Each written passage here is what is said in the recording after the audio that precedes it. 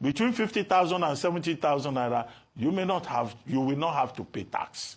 If you earn up to about 100 million, all these big people, in our society, then you have to pay up to about 25%, as is done in other jurisdictions, particularly the United States. That's one. So in other words, the reform is to help the poor. Number two, one of the four bills is saying that another look will be taken at the VAT distribution arrangement. The federal government used to get 15%. They are proposing the federal government should get 10%. States should get 35%. No, states should get an additional 5%, and then local governments should get 35%.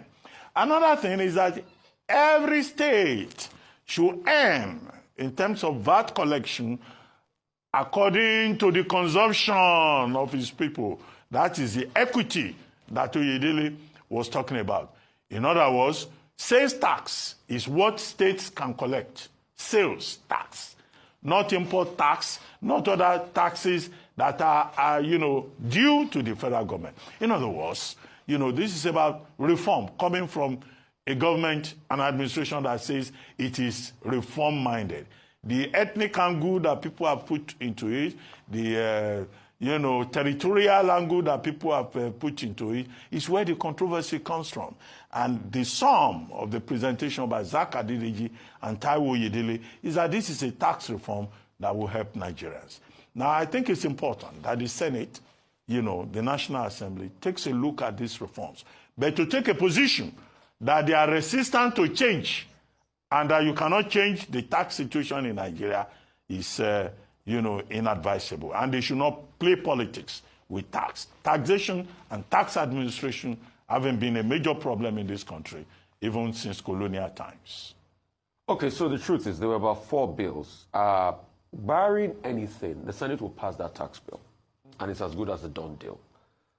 Because yesterday, after all the Order 12 rule book scenario that Ali Ndume and Nengi tried to do to be able to disrupt the people coming in, and it was because the likes of Taiwo Oyedele and Zacchaeus Adedeji and the likes were coming in to the place to come and make clarification and explanation, and that's why they put that forward. So once, kudos to Bamidele, MOB, and other senators out there that stood their ground, and also Jibrin Barral, that stood his ground. Because you see, you cannot have an argument in the Senate, and real dramatic personnel in that argument are not made to come and enunciate their views. It is only fair to hear all sides. So I didn't support that drama by Ndume yesterday. Yes, I know what he's talking about, the rule book. But for us to be able to get clarity as regards the tax matters, you should be able to allow the likes of them Oyedele to be able to come into the hall, and they will be grilled, and they'll be able to make their presentation. And maybe like he knew that their presentation was going to sway people yesterday, that's why he was, saying all of that to try to block it, but it was overruled by Barral. And their presentation did sway a lot of people yesterday. And that's what has happened as regards this tax, law. The 4 bills there are very clear. What are some of the components of this bill? It's going to deal a lot with corporate taxing. Yes, 15% will be taxed for profits, for corporations. But also, this tax rule is very sensitive enough to understand that business make losses. So all the minimum tax threshold that businesses are ought to pay when they make losses will not be paid. And which is a welcome development, because we keep talking about the fact that government doesn't provide for a lot for businesses, and when they have problems, even in their losses, you are haggling them with all sorts of taxes. And that's a welcome development. Secondly, he talked about the fact that the tax is one for the poor, and he was empirical in his fact. He said those that earn about 1 million threshold, which is one of the highest in Africa, will not pay taxes. So those that earn cumulatively 800,000 naira a year, plus an extra 200,000 they pay for rent, will not pay, that income tax threshold. But obviously, those that earn higher will be able to pay higher on the income tax threshold.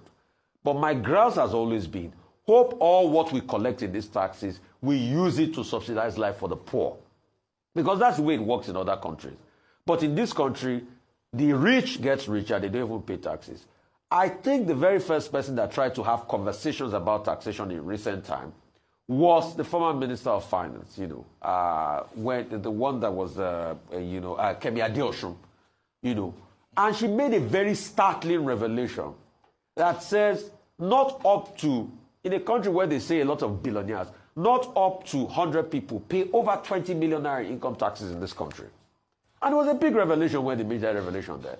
And we see a lot of private jets here and there and all of that. This was the same country that a leader once said, oh, the fact that the country is growing was because there was a lot of private jets owned by Nigerians somewhere.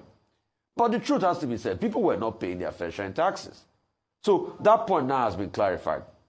Also, it goes further to talk about the VAT, which is a contentious, and I get the argument from most parts, a certain part of this country. Because we have not seen a great production and consumption threshold from that part. This is the same part where we hear that some religious police destroy a lot of alcohol. And alcohol presents about 2% to the VAT. And you destroy that. So if you do not consume effectively, you cannot get your equitable share for not consuming in the tax system. So it's only clear and clear. I even think, and kudos to Taiwo Edele on it, I might disagree with him on other things. I even think to a large extent, this will spur a great deal of consumption.